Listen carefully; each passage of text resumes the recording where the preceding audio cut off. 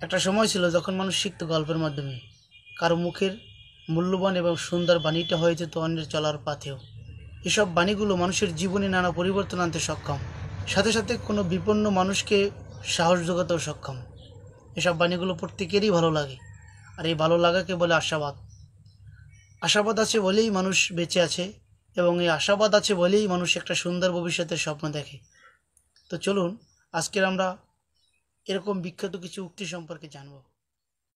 জীবনকে উপহার হিসেবে দেখো, অভিযোগ করো না, আনন্দ করো। তুমি যদি খারাপ পরিস্থিতিতেও হাসতে পারো, তবে তুমিই জিতে গেছো।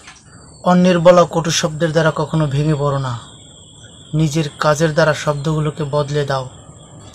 নিজেকে যত বেশি জানবে, অন্যের থেকে তত বেশি এগিয়ে যাবে। নিজেকে কখনো ভয়ের কফিনে বন্দি করো না, তাহলে স্বপ্নগুলো জীবাশ্ম হয়ে যাবে। একদিন হয়তো সবাই তোমাকে ছেড়ে চলে যাবে, কিন্তু তোমার তুমিটা তোমার সাথেই থাকবে। তাই তাকে যত্ন করে রেখো। জীবনে একা চলতে শেখো, কারণ ভিড় সাহস যোগায় কিন্তু পরিচয় কেড়ে নেয়। তাই নিজের মানসিকতার পরিবর্তন নিয়ে এসো, জীবনকে সহজ মনে হবে। তোমাকে শক্তিশালী হতে হবে এই জন্য নয় যে তুমি কারো উপর চাপ সৃষ্টি করতে পারো, বরং এজন্য যাতে তোমার উপর কেউ চাপ সৃষ্টি করতে না পারে। প্রত্যেকটি সফল মানুষের একটা অসফল অতীত থাকে, আর প্রত্যেকটি অসফল অতীতের একটি সফল সমাপ্তি থাকে। কান্না পাচ্ছে, কেঁদে নাও, কিন্তু চোখের জল শুকিয়ে যাওয়ার পূর্বেই উঠে দাঁড়াও। যদি তুমি সমস্যাকে কঠিন মনে করো, তাহলে কখনোই সমাধান খুঁজে পাবে না।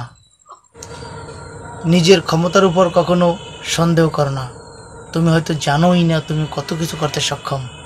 যন্ত্রণা দেখে পালিয়ে যেও না, একদিন যন্ত্রণাই তোমার জীবনের সবচেয়ে বড়